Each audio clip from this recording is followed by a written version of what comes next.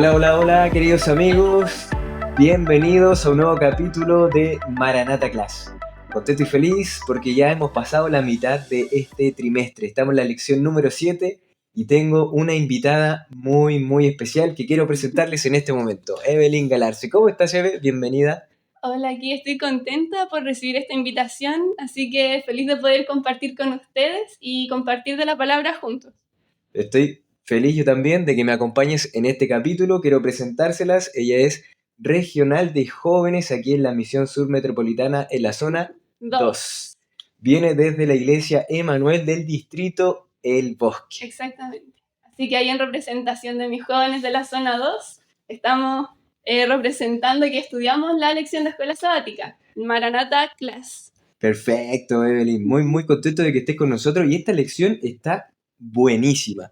Creo que viniste en el capítulo preciso porque nos tiene unas lecciones muy importantes. Pero antes de comenzar, te invito a que hagamos una oración, ¿te parece? ¿Nos diriges tú? Vamos ahora. Querido Señor, queremos agradecerle por la oportunidad de estudiar su palabra y por las verdades que podemos conocer a través de ella. Diríjanos en el estudio de la lección, denos la inteligencia y la sabiduría y toque nuestros corazones con este mensaje. También pedimos que el mensaje pueda llegar a muchos jóvenes y que pueda seguir transformando nuestras vidas y llenándonos, aumentándonos la fe, Señor. Quédate en medio de nosotros, lo pedimos en el nombre de Jesús. Amén. Amén. Muchas gracias, Eve.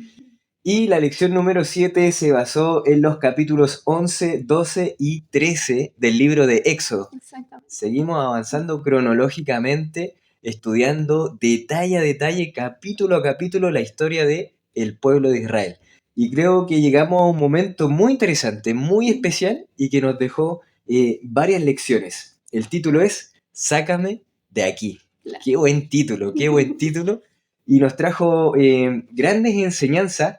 Y yo creo que una de las más importantes, Eve, y creo que lo conversábamos un poquito antes, es cómo el Señor quería transformar la mentalidad del pueblo de Israel y también de los egipcios. Claro. De hecho, la lección comienza haciéndonos una pregunta muy interesante y es, ¿por qué Dios causó tal destrucción? Ya, y quizá nosotros cuando estudiamos la historia de las plagas también nos preguntamos lo mismo, decimos, ¿pero por qué fue necesario dar una plaga tras otra y por qué fue necesario llegar hasta el punto de la muerte de miles de personas? Y yo creo que es una pregunta que nos empieza a sacudir un poco y empieza como a abrirnos un poco la mente y decir, ya, ¿cuál fue el propósito de Dios para esto? Porque conocemos que Dios es un Dios de amor, pero a veces nos preguntamos cómo un Dios de amor puede causar destrucción. Entonces es una pregunta súper potente para dar inicio a la lección. Yo creo que diste en el clavo con propósito. Propósito, porque cuando abrimos los ojos y ya no tan solo leemos las páginas así de forma rápida, sino que nos ponemos a ver el detalle, y la lección nos entregó varios detalles, entendemos el propósito de Dios. ¿Cuál dirías tú que fue el propósito de Dios, no tan solo para el pueblo de Israel, que no era realmente el pueblo de Israel, era una nación esclava, y los egipcios también, y el faraón, Moisés, y para todos los que estaban involucrados en esta historia? Yo creo que el propósito del Señor igual se puede resumir en 3 o 4 grandes áreas, y es que lo primero es que el Señor quería traer liberación a Israel. Ya Israel fue un pueblo que estuvo más de 400 años siendo esclavo, y su identidad ya se estaba forjando como esclavos. Ya ellos ya dejaban de ser como los hijos de Israel, esa nación que Dios había prometido que iba a ser grande, y ahora se sentían esclavos. Yo creo que el primer propósito fue liberación. Pero no solo eso, sino que cuando Dios anunció lo que iba a hacer, no lo anunció solo a los israelitas. No dijo solamente esto va a pasar con este fin, sino que lo anunció a todo el mundo. Lo anunció a los egipcios también. Y eso nos da indicios de que el propósito del Señor no solo quería impactar a los israelitas, sino también a los egipcios. Y aquí yo creo que viene el segundo gran propósito, que es el conocimiento. Dios quería que todo lo que estaba pasando aumentara el conocimiento acerca de quién es Él. En la antigüedad sabemos que los pueblos peleaban quién era el Dios más poderoso según quienes ganaban las guerras, quienes conquistaban pueblos. Y Dios en esta ocasión demostró que Él es Dios, que Él es el Todopoderoso. Y esto con el tercer propósito de generar una transformación. O sea, una transformación tanto en israelitas como en egipcios, porque la invitación a ser salvo, la invitación a confiar en Él, no se limitó a los israelitas, sino que también llegó a los egipcios. Entonces, en realidad, quizá quién sabe si es que todos los egipcios se hubiesen convertido, quizá no hubiese sido necesario llegar a tal punto en donde incluso los primogénitos murieran. Entonces yo creo que en esos tres grandes propósitos podemos como dividir y resumir esta historia. La liberación, el conocimiento y la transformación. Y la lección lo destaca en el capítulo 11, en el versículo 3, dice que los funcionarios del faraón consideraban a Moisés como un hombre extraordinario. Y lo mismo pensaban todos en Egipto. Yo creo que los propósitos que tú mencionabas se cumplieron a través de este transformación, proceso o camino que ellos pasaron. A través de estas plagas, este dolor y sufrimiento, se fue cumpliendo y los egipcios fueron transformando su mente, el pueblo de Israel fue transformando su mente, y cuando llegaron a esta última plaga, que la lección abordó muchos detalles sobre esta plaga, estaban de alguna forma ya preparados para dar ese paso de obediencia. Porque la lección lo destacaba así, decía que la última plaga era la plaga de la obediencia.